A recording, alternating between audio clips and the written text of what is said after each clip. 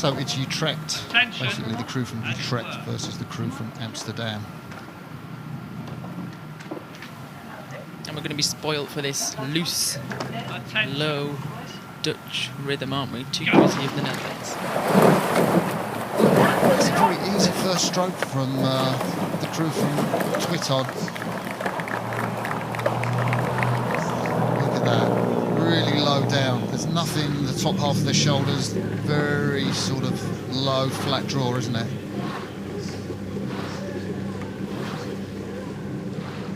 Great shot of the intensity coming down the island in these big boats.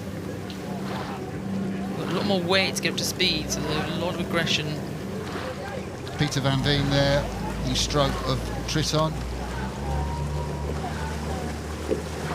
It's the crew from Nereus from Amsterdam who have that valuable half-a-length lead, and they're continuing to edge out, aren't they, Jess? Yeah, I think they were going to be the crew to watch coming into this race today, and they made it look very easy work yesterday watching them, and that's a nice place to be, half a length up. Yeah, the crew from Nereus beat Edinburgh University yesterday, and saw a look across from Colleen Upmeyer, the Cox, just to check that they're continuing to move away. Nice job in the stroke seat from Koen van der Herrik, who has won numerous events for the Netherlands, and I was struck by the fact he coached that Dutch Junior 8 that won on the Rio Olympic course back in 2015 when they held the World Junior Championships there. And you know, the Dutch went on to win the World Under-23 8s in 2016 in Rotterdam, I think. It really did start a dynasty of Dutch rowing.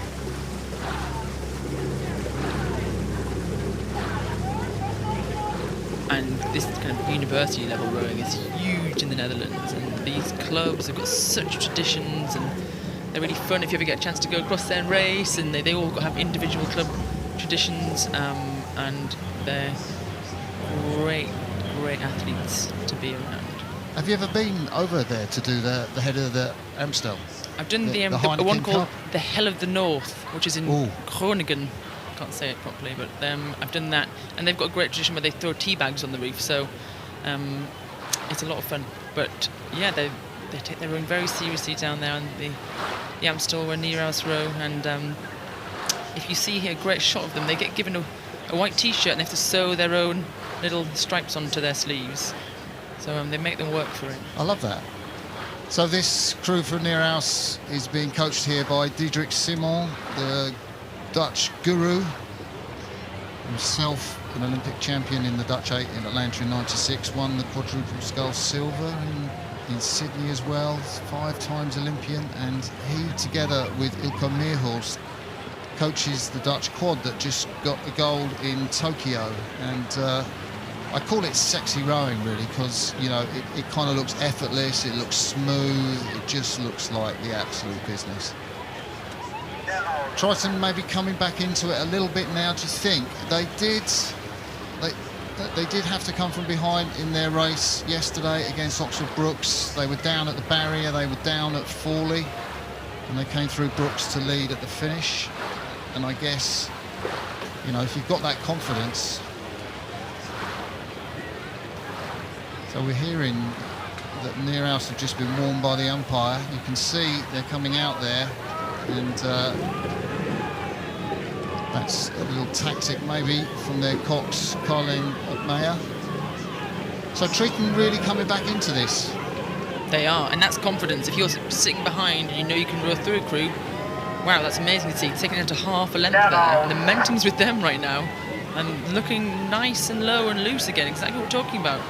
If they've got that endurance, if they've got that skill to see them to the middle of this course, we could be on to an absolute humdinger here. Well, this Triton crew in the Netherlands, they won their 2K race with a time of 5:44, which is a pretty slippy time for a student 8, I have to say.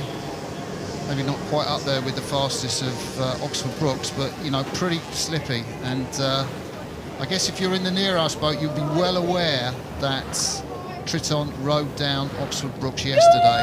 So what's going through their minds, do you think, Jess? I think their Cox is probably shouting at them, and they're going to say, you know, the Triton Cox are saying we can do this and we're moving, and the Nereus Cox are saying we're still ahead. And that's the tactical nature of what the Cox can do here. It's going to be make or break. The athletes are going absolutely flat stake, and who can hold their heads and finish this off. They've still got a bit of way to go. They're just coming up towards stewards now, so they've got a good 500 metres to go.